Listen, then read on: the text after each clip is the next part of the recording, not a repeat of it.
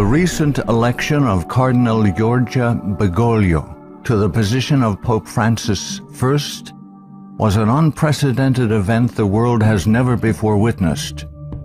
It is the first time in history that a member of the Jesuit order has been elected to the highest position of the Roman Catholic Church. Reactions worldwide varied from jubilation to matter-of-fact acceptance to disinterest. These very reactions reveal appalling ignorance of the true nature of the Jesuit order.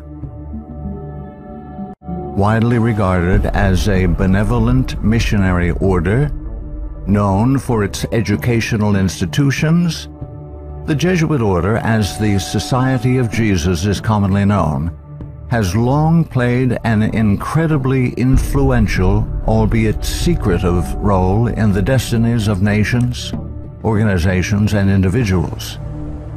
Rulers, presidents, scholars, and even Catholics themselves, who are aware of the evil perpetrated by this powerful, far-reaching order, have left on record grave warnings that all should heed. Following is a compilation of quotes from a variety of sources. Some admit that their own diabolical organizations were modeled on Jesuit principles. Others give warning. A number of those who sought to warn did so at the cost of their lives. Proverbs 1:5 tells us, "A wise man will hear and will increase learning, and a man of understanding shall attain unto wise counsels." Ignatius Loyola, 1491 to 1556, founder of the Society of Jesus and its first superior general. Nor will it contribute a little to our advantage if with caution and secrecy we foment and heighten the animosities that arise among princes and great men, even to such a degree that they may weaken each other. But if there appear any likelihood of reconciliation, then as soon as possible let us endeavor to be the mediators, lest others prevent us. Finally, let all with such artfulness gain the ascendant over princes, noblemen, and the magistrates of every place, that they may be ready at our beck, even to sacrifice their nearest relations and most intimate friends, when we say it is for our interest and advantage. Let proper methods be used to get knowledge of the animosities that arise among great men, that we may have a finger in reconciling their differences. For by this means we shall gradually become acquainted with their friends and secret affairs, and of necessity engage one of the parties in our interests. Immediately upon the death of any person of post, let them take timely care to get some friend of our society preferred in his room. But this must be cloaked with such cunning and management as to avoid giving the least suspicion of our intending to usurp the prince's authority. Putting aside all private judgment, we should always be ready to accept this principle: I will believe that the white I see is black, if the hierarchical church so defines it. Princes and persons of distinction everywhere must, by all means, be so managed that we may have their ear, and that will easily secure their hearts, by which way of proceeding all persons will become our creatures, and no one will dare to give the society the least disquiet or opposition. Finally, the society must endeavor to effect this at least that having gotten the favor and authority of princes, those who do not love them at least fear them. Paolo Sarpi, 1552 to 1623, a Venetian patriot, scholar, scientist, and church reformer. They are a public plague and the plague of the world. From the Jesuit colleges there never is sent a pupil obedient to his father, devoted to his country, loyal to his prince. Every species of vice finds its patronage in them. There is no perjury, nor sacrilege, nor parricide, nor incest, nor rapine, nor fraud, nor treason, which cannot be masked as meritorious beneath the mantle of their dispensation. Muccio Vitelleschi, 1562 to 1645, 6th Superior General of the Society of Jesus.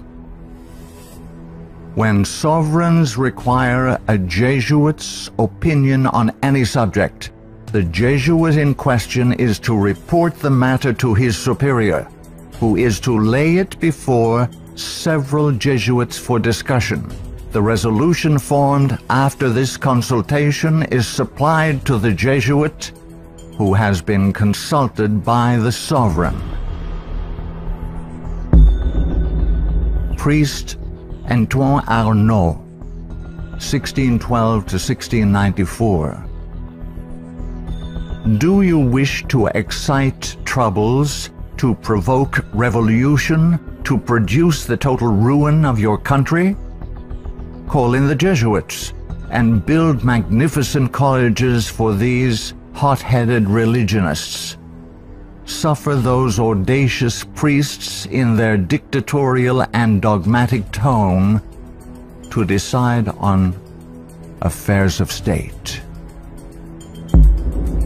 Michelangelo Tamburini, 1648 to 1730, 14th Superior General of the Society of Jesus. See, sir, from this chamber I govern not only to Paris, but to China, not only to China, but to all the world, without anyone to know how I do it. Pope Clement XIV, 1705 to 1774. Following are Pope Clement XIV's words upon signing the bull of suppression and extinction of the Jesuits. A bull is the strongest legal document a pope can issue. The suppression is accomplished. I do not repent of it, having only resolved on it after examining and weighing everything, and because I thought it necessary for the Church.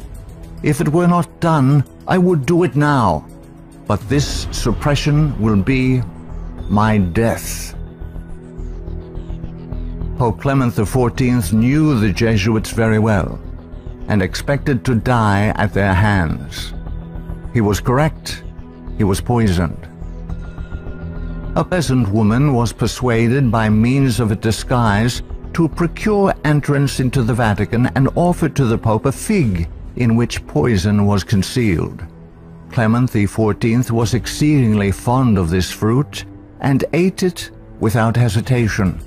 The same day the first symptoms of severe illness were observed, and to these rapidly succeeding violent inflammation of the bowels. He soon became convinced that he was poisoned and remarked, "Alas, I knew they would poison me, but I did not expect to die in so slow and cruel a manner." His terrible sufferings continued for several months. When he died, the poor victim, said Comenon, of the execrable Jesuits to which the Bishop of Pistoia, Scipio di Ricci, the nephew and heir of Jesuit General Ricci, fully agreed. Pope Pius VII, the Pope who restored the Society of Jesus. Soon after Pope Pius VII was released from Napoleon's prison in 1814, he quickly restored the Society of Jesus with the papal bull Solicitudo Omnium Ecclesiarum. If any should again attempt to abolish it, the Society of Jesus, he would incur the indignation of Almighty God and of the holy apostles Peter and Paul. John Adams, 1735–1826, second President of the United States of America.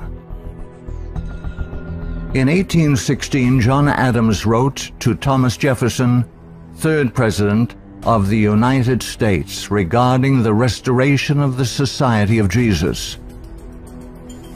My history of the Jesuits is not eloquently written, but it is supported by unquestionable authorities, is very particular and very horrible. Their restoration is indeed a step toward darkness, cruelty, perfidy, despotism, death. I do not like the appearance of the Jesuits. If ever there were a body of men who merited eternal damnation on earth and in hell, it is this Society of Loyolas. Shall we not have regular swarms of them here, in as many disguises as only a king of the gypsies can assume, dressed as painters, publishers, writers, and schoolmasters? If ever there was a body of men who merited eternal damnation on earth and in hell, it is this Society of Loyolas. We are compelled by our system to offer them asylum. Napoleon Bonaparte, 1769–1821, Emperor of the French. The Jesuits are a military organization, not a religious order. Their chief is a general of an army, not the mere father abbot of a monastery. And the aim of this organization is power. Power in its most despotic exercise. Absolute power, universal power, power to control the world by the volition of a single man.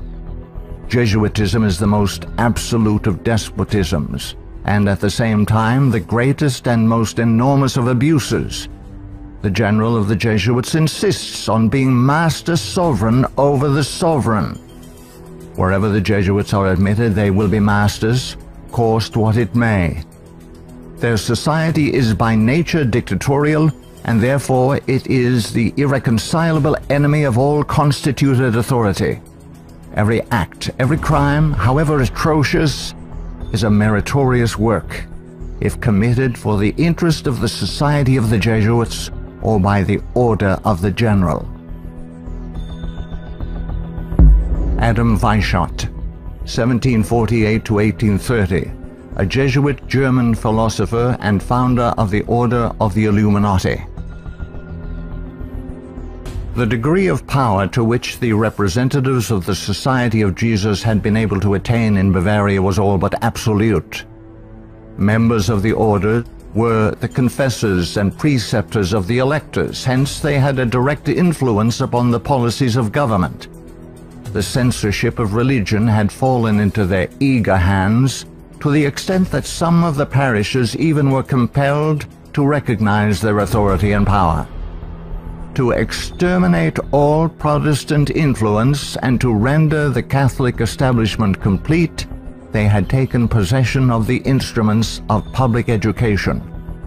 It was by Jesuits that the majority of the Bavarian colleges were founded, and by them they were controlled. By them also the secondary schools of the country were conducted. The Marquis de Lafayette, 1757–1834, a French statesman and general. It is my opinion that if the liberties of this country, the United States of America, are destroyed, it will be by the subtlety of the Roman Catholic Jesuit priests, for they are the most crafty, dangerous enemies to civil and religious liberty. They have instigated most of the wars of Europe. Friedrich von Hardenberg, 1772–1801, German philosopher.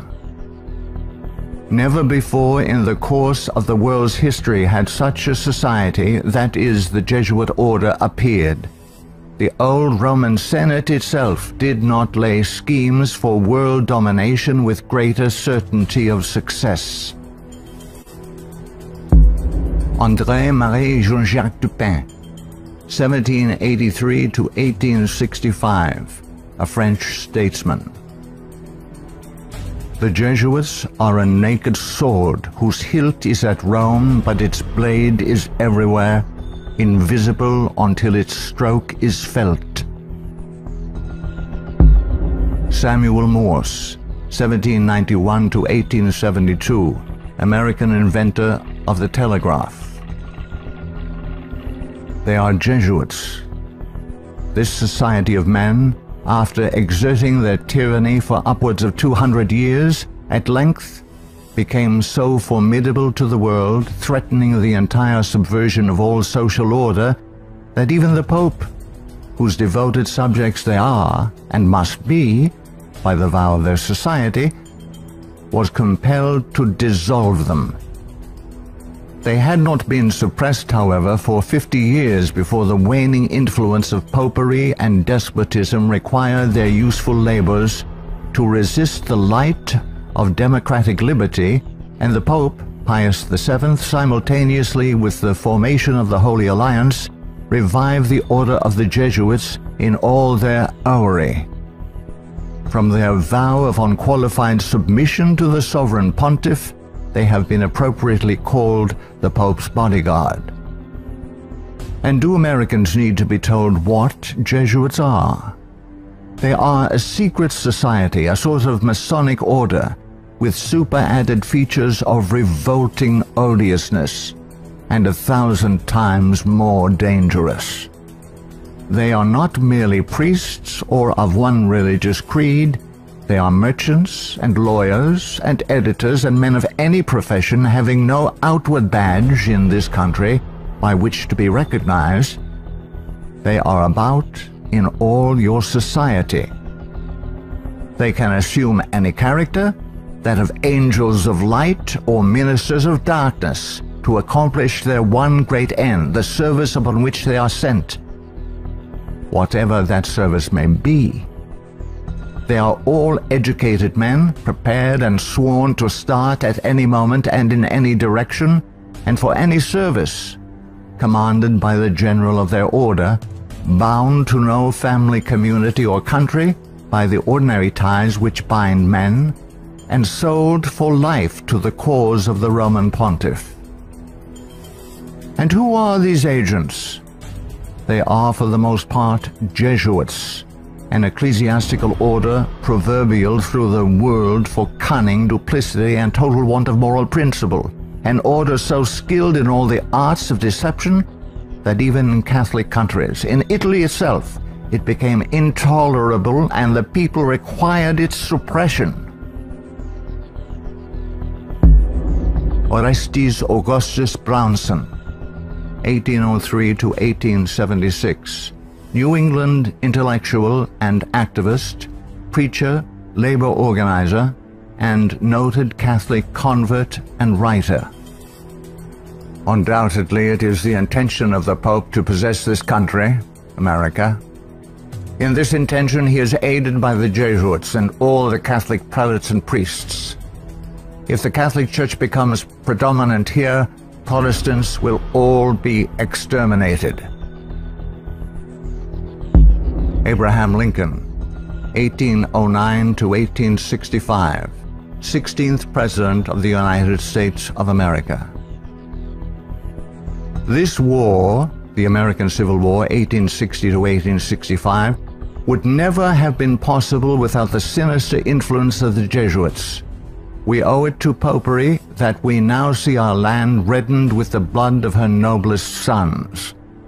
Though there were great differences of opinion between the South and North on the question of slavery, neither Jeff Davis nor any one of the leading men of the Confederacy would have dared to attack the North had they not relied on the promise of the Jesuits that under the mask of democracy, the money, and the arms of the Roman Catholics, even the arms of France, were at their disposal if they would attack us. The Protestants of both the North and South would surely unite to exterminate the priests and the Jesuits if they could learn how the priests and nuns and the monks which daily land on our shores under the pretext of preaching their religion are nothing else but the emissaries of the Pope, of Napoleon III, and the other despots of Europe to undermine our institutions, alienate the hearts of our people from our Constitution and our laws, destroy our schools, and prepare a reign of anarchy here as they have done in Ireland, in Mexico, in Spain, and wherever there are any people who want to be free. I am so glad to meet you again, he said. You'll see that your friends the Jesuits have not yet killed me, but they would have surely done it when I passed through the most devoted city, Baltimore, had I not defeated their plans by passing incognito a few hours before they expected me. New projects of assassination are detected almost every day, accompanied with such savage circumstances that they bring to my memory the massacre of St. Bartholomew and the gunpowder plot. We feel, at their investigation, that they come from the same masters in the art of murder, the Jesuits. So many plots have already been made against my life that it is a real miracle that they have all failed when we consider that the great majority of them were in the hands of skillful Roman Catholic murderers evidently trained by the Jesuits. I know that Jesuits never forget nor forsake, but man must not care how and where he dies, provided he dies at the post of honor and duty. Charles Chineke, 1809 to 1899, Canadian ex-Catholic priest. From that the Catholic priests with the most admirable ability and success have gathered their Irish legions into the great cities of the United States, and the American people must be very blind indeed if they do not see that if they do nothing to prevent it, the day is very near when the Jesuits will rule their country, from the magnificent White House at Washington to the humblest civil and military department of this vast republic. Brigadier General Thomas M. Harris, 1817 to 1906, physician and Union General during the Civil War. The organization of the Roman Catholic hierarchy is a complete military despotism of which the Pope is the ostensible head. The Black Pope is the head of the Order of the Jesuits and is called a general.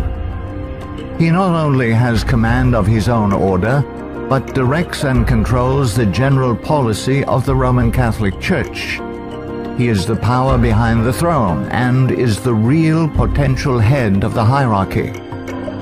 There is no independence of thought or of action in its subordinate parts, implicit and unquestioning obedience to the orders of superiors in authority is the sworn duty of the priesthood of every grade. It would seem that the Jesuits had had it in mind from the beginning of the war, the American Civil War of 1861 to 1865, to find an occasion for the taking off, that is the assassination, of Mr. Abraham Lincoln. The favorite policy of the Jesuits is that of assassination. Fyodor Dostoevsky, 1821 to 1881, famous Russian novelist. The Jesuits are simply the Roman army for the earthly sovereignty of the world in the future, with the Pontiff of Rome for emperor. That's their ideal. It's simple lust of power, of filthy earthly gain, of domination, something like a universal serfdom with them as masters. That's all they stand for. They don't even believe in God, perhaps. Margaret F. Cusick, 1829 to 1899, converted nun of Kenmare. The great idea of the Jesuit has always been a universal spiritual and temporal monarchy in which the Jesuit should reign supreme. England has always been the place desired for the base of operations necessary for this end. Hence the blood, the tears shed, and the schemes undertaken in this country by the Jesuit. He has by no means ended his efforts for the subjugation of the world to Rome through England. When the Jesuit is expelled from one place, he is not slow to find another. France may reject him, not without cause, but England opens her arms to him. Catholic Italy may deprive him of the glories of his once famous home in the Jesuits, but America opens her doors to him. He is the wandering Jew of the Romish Church. He is followed by the execrations of those by whom he was once beloved until they discovered his iniquities. Charles Haddon Spurgeon, 1834 to 1892, British particular Baptist preacher known as the Prince of Preachers.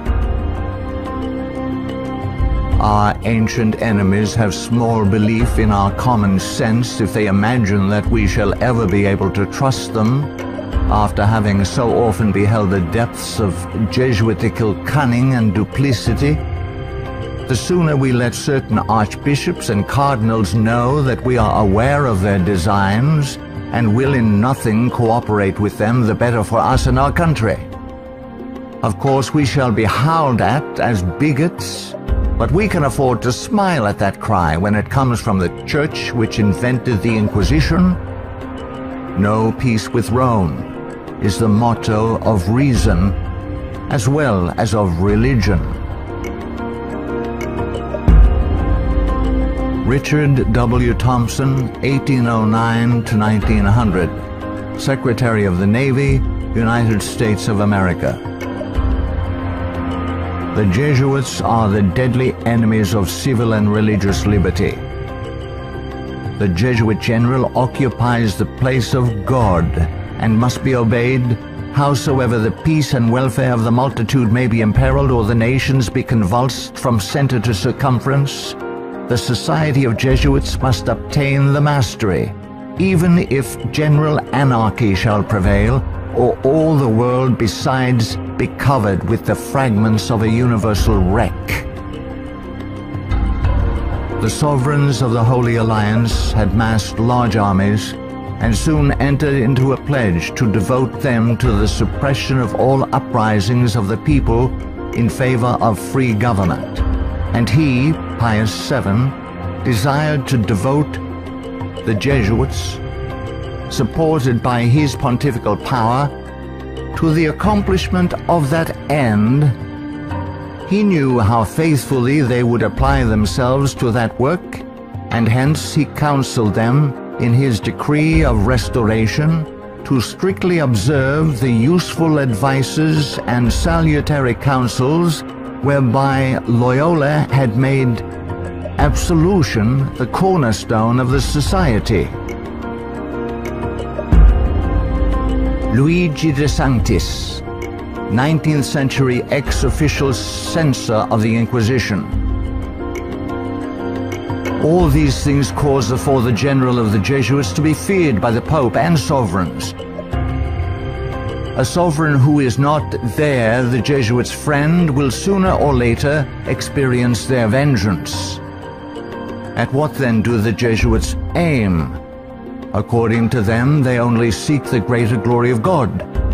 But if you examine the facts, you will find that they aim at universal dominion alone. They have rendered themselves indispensable to the Pope, who without them could not exist, because Catholicism is identified with them. They have rendered themselves indispensable to governors and hold revolutions in their hands. And in this way, Either under one name or another, it is they who rule the world. He who thinks he knows the Jesuits by having read all the books that were written in the past century, the 18th century, to unmask them would be grossly deceived. The Jesuitism of that day was an open war against the gospel and society. The Jesuitism of the present is a slow but contagious and deadly disease which secretly insinuates itself. It is a poison taken under the name of medicine. G. B. Nicolini, Italian ex-Catholic, in 1854 published the finest Italian history of the Jesuits in existence. Take the Jesuit for what he ought or appears to be, and you commit the greatest of blunders. Draw the character after what the Jesuit seems to be in London, you will not recognize your portrait in the Jesuit of Rome. The Jesuit is the man of circumstances. Despotic in Spain, constitutional in England, republican in Paraguay, bigot in Rome, idolater in India.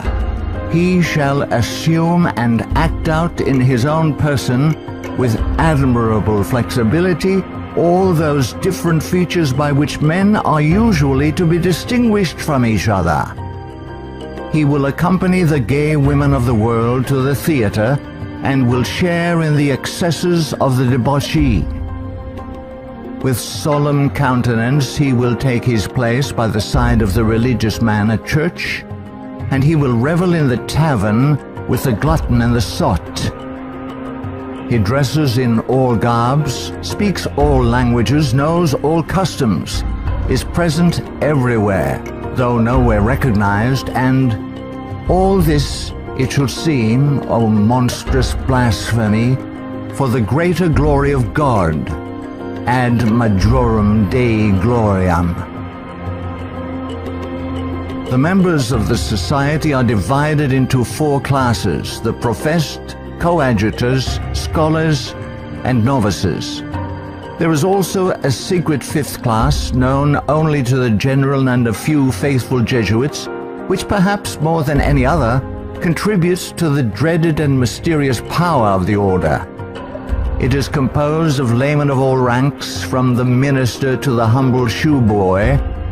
These are affiliated to the society, but not bound by any vows.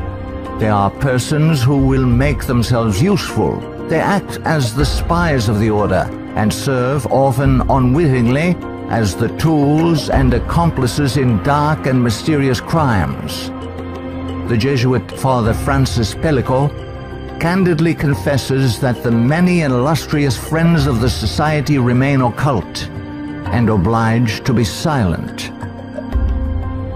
There is no record in history of an association whose organization has stood for 300 years unchanged and unaltered by all the assaults of men and time, and which has exercised such an immense influence over the destinies of mankind. The ends justify the means is his favorite maxim, and as his only end, as we have shown, is the order, at its bidding, the Jesuit is ready to commit any crime whatsoever. The immense wealth of the Jesuits has been bequeathed to them by wills made at the last hour. Francis Parkman, 1823 to 1893, American historian. The Jesuits, then as now, were the most forcible exponents of ultramontane principles. The Church to rule the world, the Pope to rule the Church, the Jesuits to rule the Pope. Such was and is the simple program of the Order of Jesus, and to it they have held fast except on a few rare occasions of misunderstanding with the vice-regent of Christ. Hector Macpherson, 1851 to 1924, prolific Scottish writer and journalist.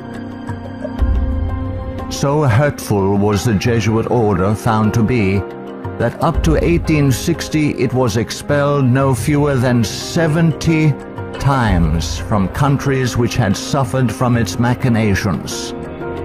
In spite of continental warnings, England under Queen Victoria 1837 to 1901, who opened up communication with the Vatican in 1877 and enabled the order to carry out its Second Irish Massacre 1845 to 1850, has become a Jesuit dumping ground.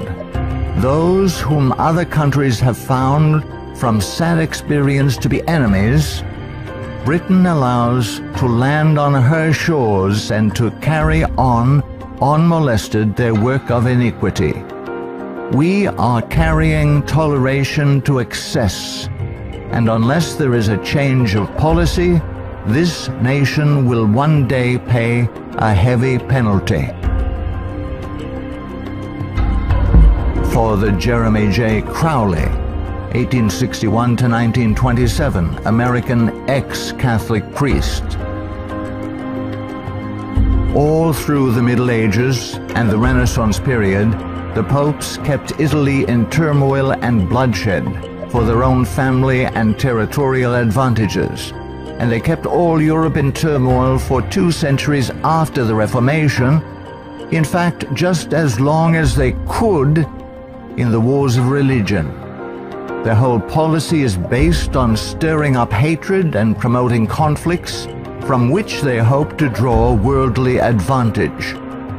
Popes and their Jesuitical agents have been and are the instigators of wars, and while the world is having real pain, Rome is having champagne.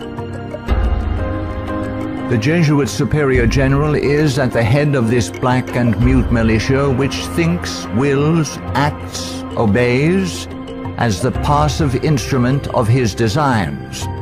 Their whole life must have but one aim, the advancement of the Jesuit order to which they are attached.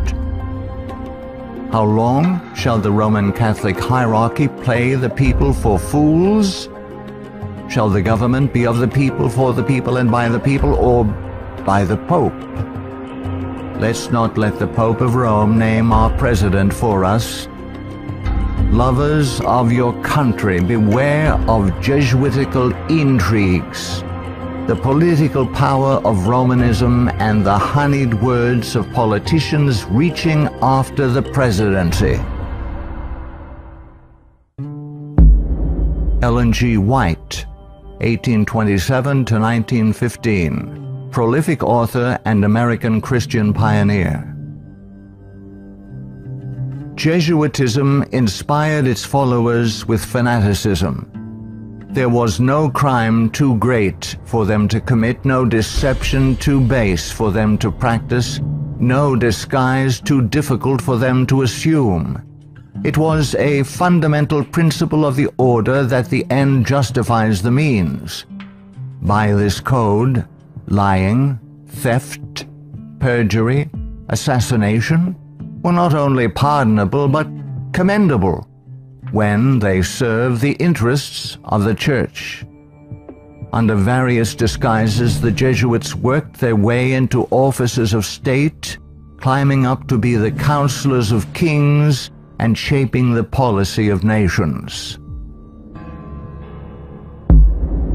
Edmund Ronaine, 1832 to 1911, former Freemason who served as both secretary and master of Keystone Lodge. The religion of Masonry is a system of absolute despotism, and like that of Rome, demands a blind, unquestioning obedience to all its laws, rules, and edicts, whether right or wrong. What a singular commentary on the indifference, the subserviency, or the cowardice of society, that an institution professedly organized by such cunning knaves, the Jesuits, and for such base purposes, and which has been sustained by fraud, falsehood and deception from the commencement of its career to the present time should be permitted today to dictate to, if not virtually to rule the nation, and to create such a dread in communities that even some of the ministers of Christian denominations who detest its vile philosophy and who would like to see it swept from the face of the earth are absolutely afraid to mention its name, either in the pulpit, the prayer meeting, or the Sabbath school, lest its secret vendetta vengeance might, in some concealed manner, be wreaked upon them. Adolf Hitler, 1889 to 1945, Austrian-born German politician and the leader of the Nazi Party. I have learned most of all from the Jesuit order.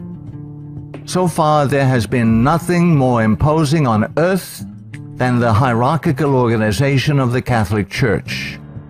A good part of that organization I have transported direct to my own party. The Catholic Church must be held up as an example. I will tell you a secret. I am founding an order. In Himmler, I see our Ignatius de Loyola. Walter Friedrich Schellenberg, 1910 to 1952, German SS Brigadier Führer, who rose through the ranks of the SS to become the head of foreign intelligence. The SS had been organized by Himmler according to the principles of the Jesuit order. The rules of service and spiritual exercises prescribed by Ignatius de Loyola constituted a model which Himmler strove carefully to copy. Absolute obedience was the supreme rule. Every order had to be executed without comment. Avro Manhattan, 1914 to 1990, a writer and philosopher. The Jesuits are one of the largest stockholders in the American Steel Company, Republic, and National. They are also among the most important owners of the four greatest aircraft manufacturing companies in the U.S., Boeing, Lockheed, Douglas, and Curtiss-Wright. No political event or circumstance can be evaluated without the knowledge of the Vatican's part in it, and no significant world situation exists in which the Vatican does not play an important explicit or implicit role. Alberto Rivera, 1935 to 1997, ex-Jesuit. The higher I went in the Jesuit order, the more corruption I saw of it in the institution. I was invited to attend a secret black mass by high-ranking Jesuits, including Superior General Pedro Arrupe, in a monastery in the northern part of Spain. When I knelt to kiss the ring of a high official, I saw a symbol on that ring that made my blood run cold. It was a Masonic symbol, the compass and the square. A thing I hated, and I had been told to fight against it. I found out the Jesuit general was also a Mason and a member of the Communist Party in Spain. Frederick Tupper Southey III, 1936 to 2007, American composer, musician, author, and artist. The Roman Inquisition had been administered since 1542 by the Jesuits. Edmund Paris, 1894 to 1970, author of The Secret History of the Jesuits. The public is practically unaware of the overwhelming responsibility carried by the Vatican and its Jesuits in the starting of the two world wars, a situation which may be explained in part by the gigantic finances at the disposition of the Vatican and its Jesuits, giving them power in so many spheres, especially since the last conflict. The Jesuits are a secret society, a sort of Masonic order, with super-added features of revolting odiousness and 1,000 times more dangerous. The Führer had come to power thanks to the votes of the Catholic Zentrum, Central Party overseen by Jesuit Ludwig Kass, only 5 years before, 1933. But most of the objectives cynically revealed in Mein Kampf were already realized. This book was written by the Jesuit-controlled Father Bernhard Stempfler and signed by Hitler. For it was the Society of Jesus which perfected the famous Pan-German program as laid out in this book, and the Führer endorsed it. Nino Lobello, 1922 to 1997, American author and journalist, specialized in writing about the Vatican. The Pope's confessor, an ordinary priest, must be a Jesuit. He must visit the Vatican once a week at a fixed time, and he alone may absolve the Pope of his sins. Michael Bunker, American writer, historian, theologian. There is a conspiracy against Christendom, but who are Satan's agents in this conspiracy? The agents are the Jesuits. Even though the Jesuits exude vast influence and control in the areas of theology, education, recorded history, and current media, I am still perplexed that virtually no literature exists exposing the Jesuits' influence on mainline Protestantism. In this work, the author uncovers forgotten history regarding the cooperative salvation theology of the Jesuits. From Cain to Charles G. Finney, this book proves that modern Protestantism has abandoned the doctrines of grace and embraced the satanic doctrines of cooperative salvation. Eric John Phelps, 1953, still living, author and protagonist in the truth-seeking movement in the United States. In the 20th century, the Jesuits have conducted their Inquisition under the names of Nazism, fascism, communism, and now Islamic terrorism, with their inquisitors Adolf Hitler, Francisco Franco, Joseph Stalin, and now Osama bin Laden. Today, the Black Pope orders his Holy Office of the Inquisition, renamed in 1965 the Sacred Congregation for the Doctrine of the Faith, through his international intelligence community headed by papal knights, including Skull and Bonesman George W. Bush. To the abhorrent Jesuit doctrine of regicide, the killing of kings, we must now direct our attention that we may understand an established policy calculated to obtain or maintain the mastery of all nations following well-planned assassinations. In the past, the order's assassins were either Jesuits, like Jacques Clement, or killers easily connected to the influence of the company, men like John Wilkes Booth. Today, these professional terminators are cleverly distanced from their Masonic master, the Black Pope, and given deceptive titles by the Pope's internationally controlled press corps, jurists, and historians. Such titles as anarchists, nihilists, rogue agents within intelligence agencies, or just lone nut assassins.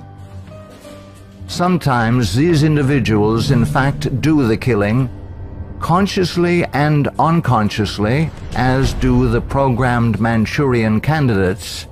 They sacrifice themselves, die in the act, or are punished for their crimes. created by Loyola in 1534 and sanctioned by Paul III in 1540.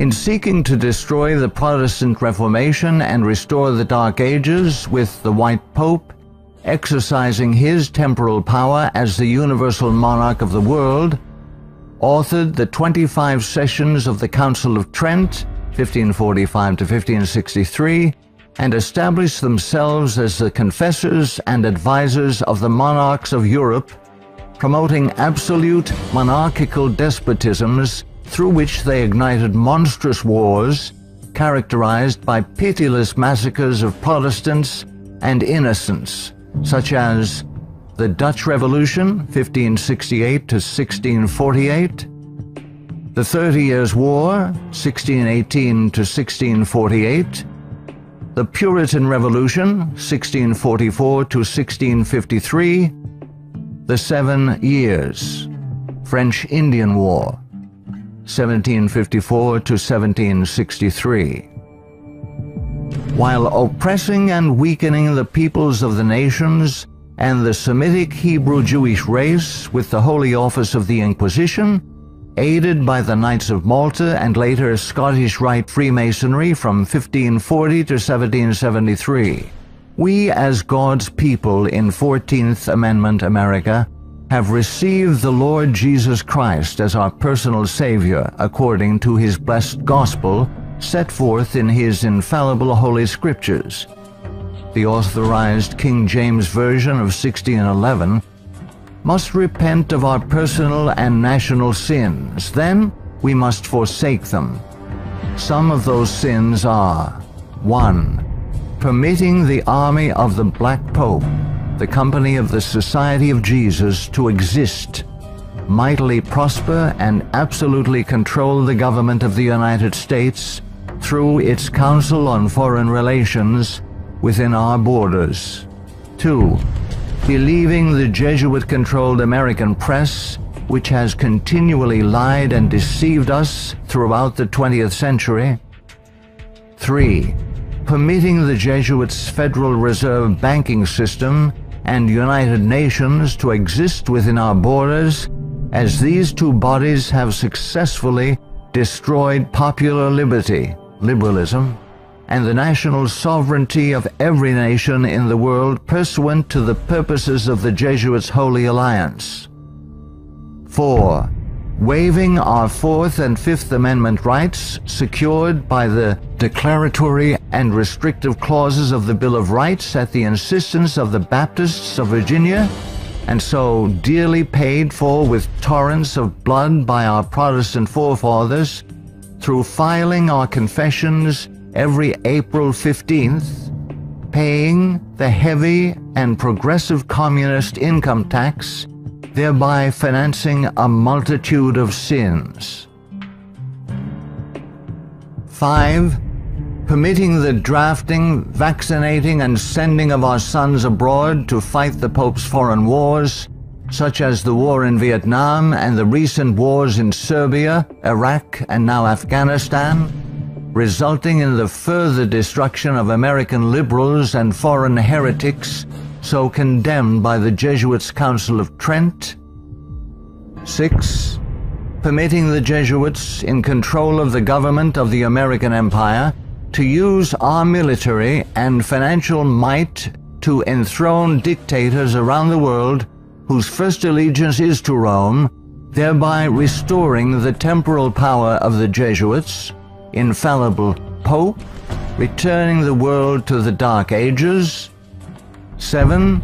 Consenting to the Jesuits' Supreme Court decisions in removing the Protestant Bible and prayer from the bulwark of American liberty so hated by the Jesuits, the public school system.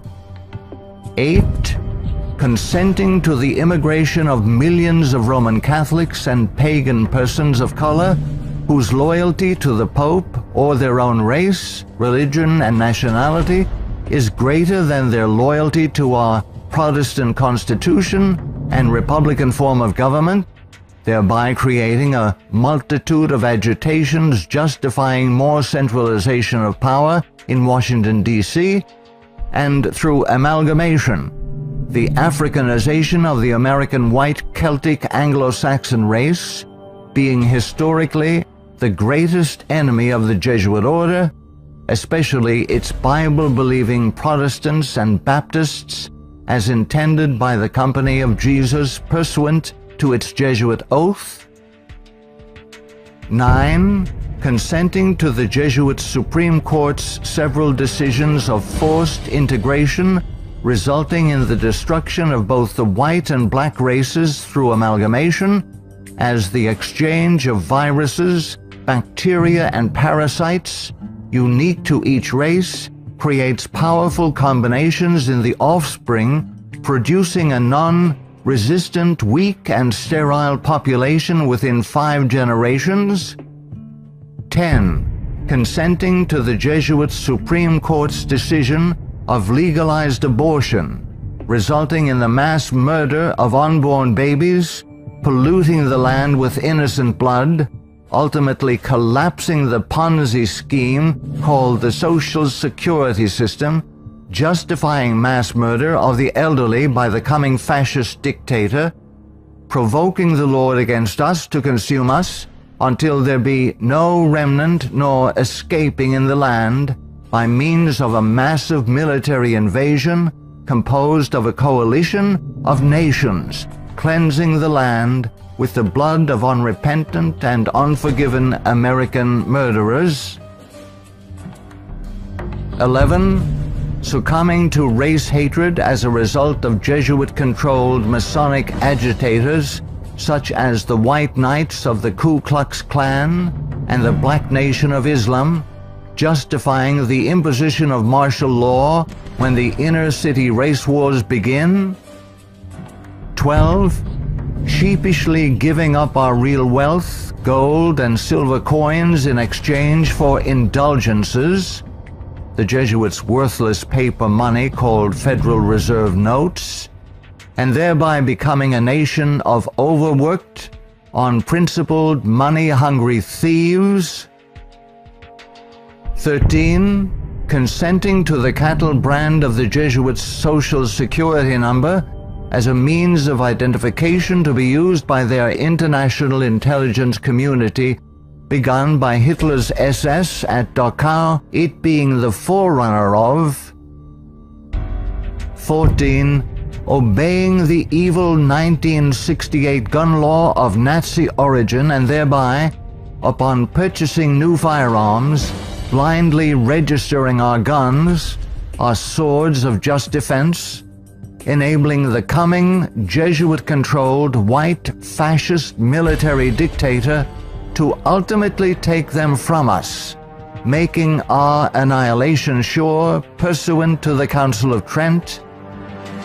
15. Committing a multitude of personal sins, both public and private, ensuring that our annihilation will be a righteous act in the eyes of both the risen Son of God and mortal man. Far from being the benevolent educational missionary society many view the Society of Jesus as being, the Jesuit order is responsible for some of the most heinous acts in recorded history. They have battled truth and righteousness, crushed religious liberty, influenced kings, and sought to mold the course of history to carry out their own agenda. Now that the visible head of the Roman Catholic Church is himself a member of this order, the power of the Jesuit order is complete. Let all who love truth, all who love freedom, take heed and beware of the danger now facing the world in the person of Pope Francis I. Error and wickedness will ever seek to use force against truth and righteousness. Now is the time to draw close to Yahuwah, setting aside the sin that doth so easily beset, and surrender all to the Creator. He will accept all who come to him in faith. A prudent man foreseeth the evil, and hideth himself, but the simple pass on and are punished.